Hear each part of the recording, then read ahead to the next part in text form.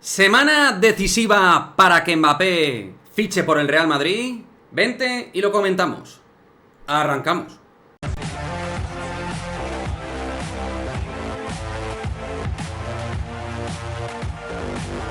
¿Qué pasa, chicos? Muy buenas, bienvenidos a este nuevo vídeo madridista aquí en Madridismo al Día TV, donde obviamente el núcleo epicentral de actualidad madridista tiene que ver con Kylian Mbappé y en lo que es la entrada de lo que puede ser la semana decisiva totalmente, gente, y no porque lo diga yo así a lo loco, sino más que nada recogiendo el testigo de las palabras de Nasser Al-Khelaifi en aquella famosa rueda de prensa, ¿no?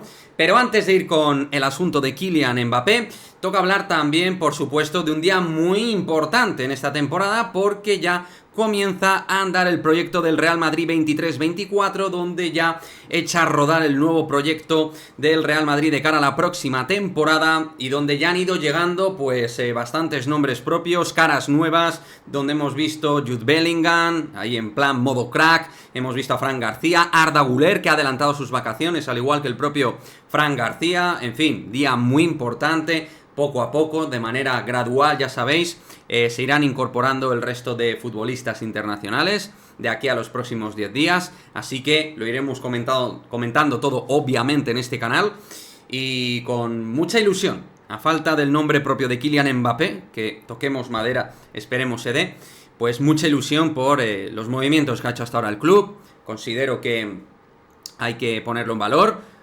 Creo que se han fichado cada uno a sus niveles buenos futbolistas, pero lo que queda es la madre del cordero, que es Kylian Mbappé, para efectivamente mandar un mensaje al mundo de que vamos absolutamente a por todo y con todo. Pero ilusionado, de momento, ilusionado con este proyecto de cara a la próxima temporada, a falta de ese pedazo de nombre propio que catapulta al Real Madrid para poder competir de manera favorita por todos los títulos. Y lo dicho, con el asunto de Kylian Mbappé os voy a dejar aquí ya en imagen pues cosas que van saliendo, cosas al menos que yo doy valor, ¿de acuerdo? De periodistas o creadores de contenido que considero serios. Yo sé que aquí pues cada cual tiene su manantial informativo o no, o pasa de todo absolutamente y tal, pero yo al menos aquí os voy a poner dos nombres propios, que son Rodrigo Fáez y Ramón Álvarez de Mon, ¿no? Aquí tenéis un poquito el resumen, por ejemplo, que ha hecho señor Naniño de lo que ha dicho hoy Ramón en su vídeo. Y de este resumen, insisto, muy bien extraído del propio Naniño, yo me voy a quedar con la sensación de que Ramón nos deja entrever la idea de que hay algún elemento un tanto externo, de alguna manera, que puede romper la baraja en favor de que Mbappé salga en forma de venta y que pueda venir al Real Madrid. Y mi sensación también, y esto me gustaría que lo comentéis en los comentarios, es que Ramón sabe más de lo que está comentando. Y creo que también, y está haciendo muy bien después de lo del año pasado, está siendo comedido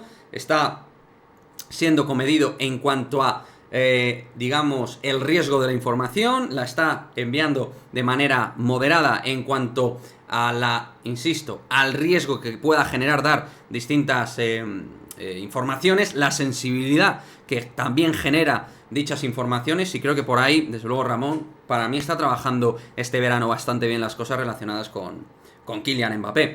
Y en cuanto a Rodrigo, pues exactamente lo mismo, ¿no? Dando claves y dando la sensación también de semana clave de apertura para que esto se pueda resolver de la manera más inmediata posible, ¿no?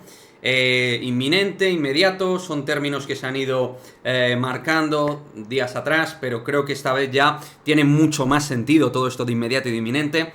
También, lo dicho, cogiendo las palabras de Nasser Al-Khelaifi, se va a tener que tomar una propia determinación, ¿no? Mi sensación, ya sabéis, sigo en ese punto un tanto de escepticismo con Mbappé, porque al final nos hizo lo que nos hizo el verano pasado, que no quiero ni recordarlo.